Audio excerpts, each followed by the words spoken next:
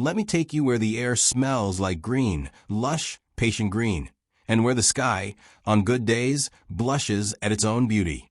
I stepped into Bali not as a tourist, but as a wide-eyed dreamer eager to sip from the cup of serenity and chaos stirred lovingly together. The island greeted me like an old friend who never lost their sparkle. Rice fields that whisper stories. Driving through Tegalalang, the rice terraces didn't wave, they shimmered. Endless layers of emerald stairways carved with obsession and passed down like secret recipes. Farmers in straw hats, stoic and sun-kissed, moved with rhythm only the earth understands. I tried capturing the moment with my phone, but Bali laughed gently and said, "You can't pixel my soul." The rice terraces of Tegalalang weren't silent. They rustled, hummed, and whispered. The air there was thick with chlorophyll and promise. As I walked between the narrow earthen ridges, I felt dew soaking into the canvas of my sandals, each drop as soft as a grandmother's sigh. The faint buzz of insects was like nature's static, and the smell, oh, the smell, was a sweet and damp hymn of soil and grain.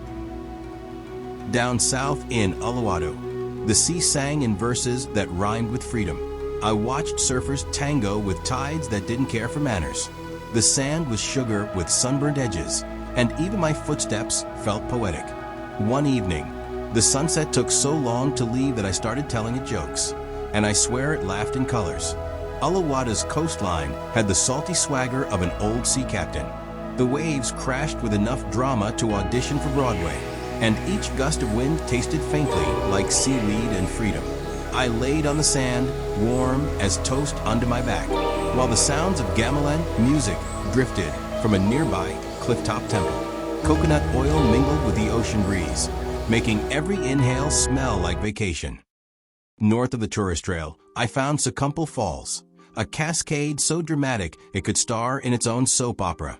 The mist kissed my cheeks like a flirtatious ghost. Locals say the falls are sacred. I say they're loud enough to drown your regrets, just for a while.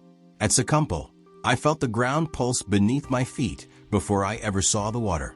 The spray touched my arms with chilly fingers, and the roar of the cascade was a thunderous applause that made my chest vibrate. Moss clung to boulders like velvet wallpaper, and the scent was pure rainforest, whetstone, decaying leaves, and mountain-brewed freshness. My fingers, wrinkled from splashing, smelled faintly of eucalyptus. My homestay sat on a sleepy hill, tucked between banana trees and polite roosters. From my balcony, Mount Agung winked in the distance, smoky and mysterious like a retired magician. Each morning, the view reset my thoughts like nature's Ctrl+Alt+Del.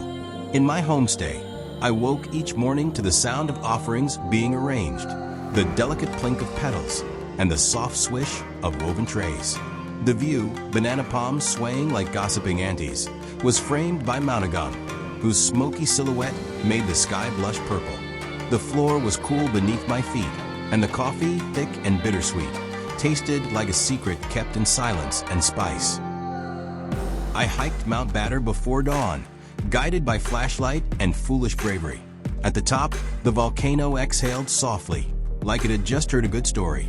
The sunrise cracked open the horizon like an egg spilling golden yolk across the valley. My knees ached. My spirit danced. Hiking Mount Batter began in the dark. The path smelled of ash and adventure. The air grew thinner as we ascended, filling my lungs with chilled resolve. At the summit, the sulfuric perfume of the earth mingled with the smell of instant noodles, heating over tiny volcanic vents. Breakfast on the breath of ancient fire. The view looked like a painting someone left to dry in heaven's hallway. A bud buzzes, not with honking cars, but with prayer. In temples where moss is considered elegant decor, I watched elders trace blessings in the air like invisible calligraphy. Offerings sat like candy boxes on doorsteps, petals, rice, incense. And somehow, it never felt performative. Just human. Temples were built not just with stone, but with incense and reverence. The scent of sandalwood curled into my nostrils, and every footstep echoed like a prayer. Balinese chants didn't shout. They rippled like silk over a quiet pond. I watched a ceremony unfold, the dancers' movements crisp as snapping fabric, and the bells jingled like polite laughter. Balinese people treat strangers like future relatives. They smile like it's a spiritual practice. One man, Wayan, told me that every guest leaves a little shadow behind.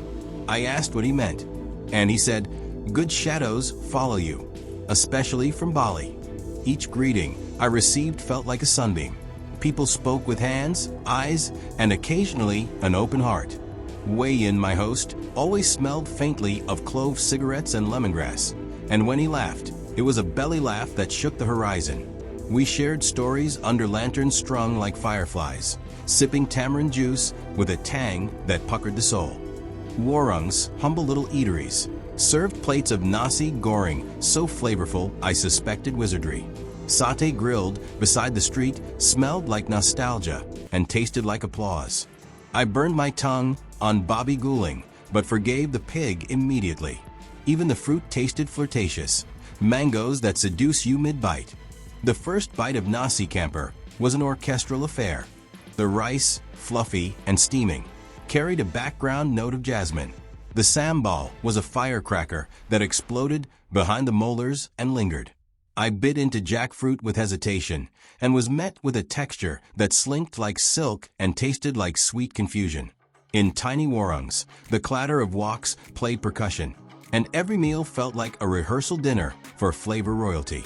And so, as the last coconut clinks against a glass and the shadows stretch long over temple walls, Bali bids farewell, not with a wave, but with a warm breeze and a promise whispered through palm fronds. Come back, not just to visit, but to remember. From rice fields that breathe in rhythm to sunsets that paint without restraint, this island tucked between volcanoes and ocean has etched itself into my senses. One smile, one spicy bite, one misty morning at a time.